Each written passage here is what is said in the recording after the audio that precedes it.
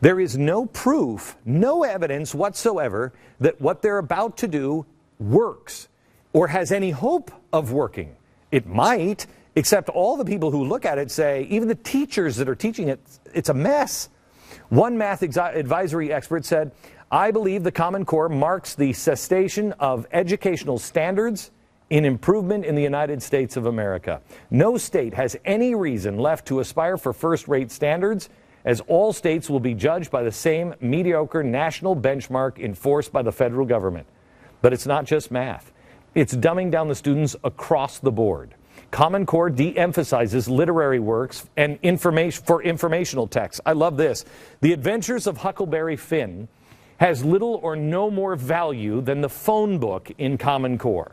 In fact, the phone book, well, I shouldn't say that. Google would have more. The phone book isn't relevant to today's students. And they look at the phone book and say, nobody uses the phone book. Nobody uses Huckleberry Finn. What good is it?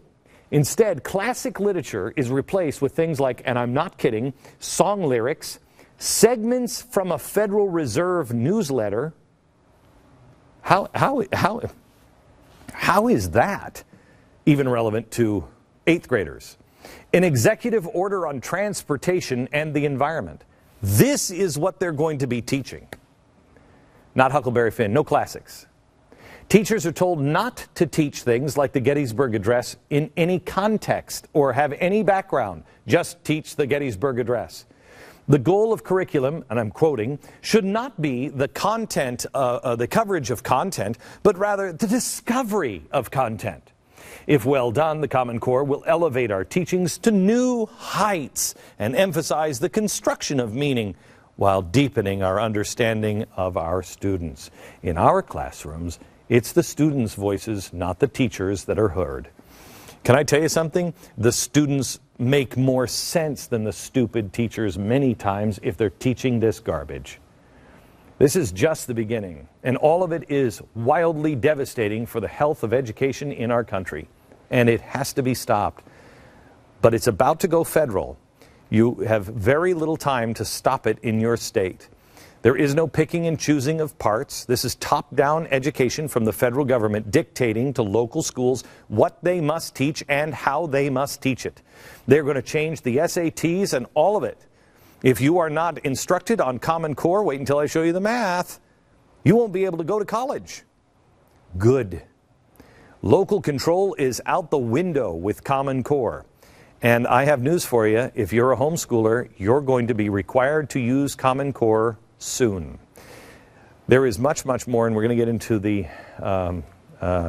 the problems of this and also the future programs. But before I start, I want to tell you a little bit about who is behind all of this. Who is behind the scenes that have put this curriculum together? One key player is this lady. You never seen her? Oh, she's powerful. Her name is Linda Darling. Linda Darling Hammond. She's from Stanford. She was on Obama's 2009 transition team and the short list for the education secretary. What a shocker, war against women. Obama picked the male. She currently serves on the Department of Education's Equity and Excellence Commission, which makes sense because she has a book out called How America's Commitment to Equity Will Determine Our Future.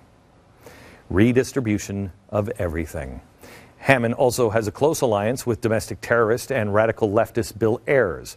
When Hammond was passed over for Education Secretary, Ayers wrote an editorial in the Huffington Post dedicated to why she should have been picked. He said, and I quote, I would have picked Darling.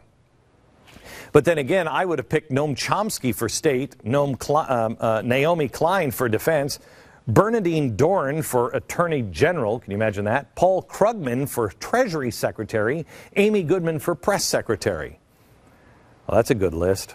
And we only had to wait for the domestic terrorists to give it to us.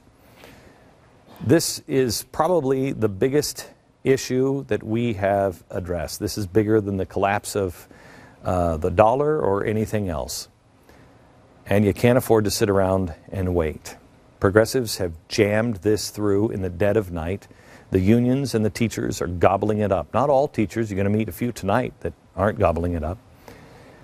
But besides being dumber, our kids are going to be indoctrinated with extreme leftist ideology.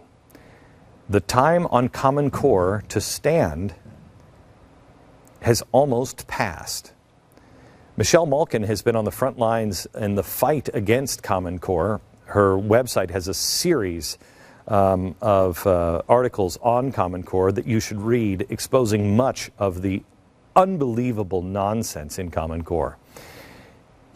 We will not save our country if we do not save our education from this attack.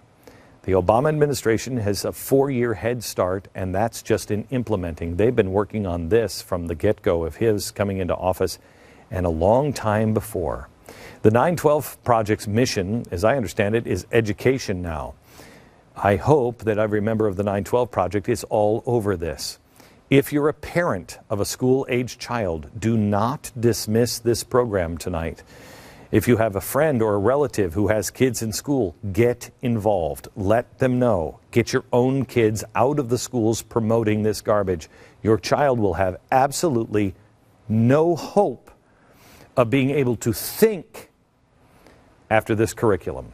And I personally, I think Bill Ayers is too smart. He knows exactly what it is.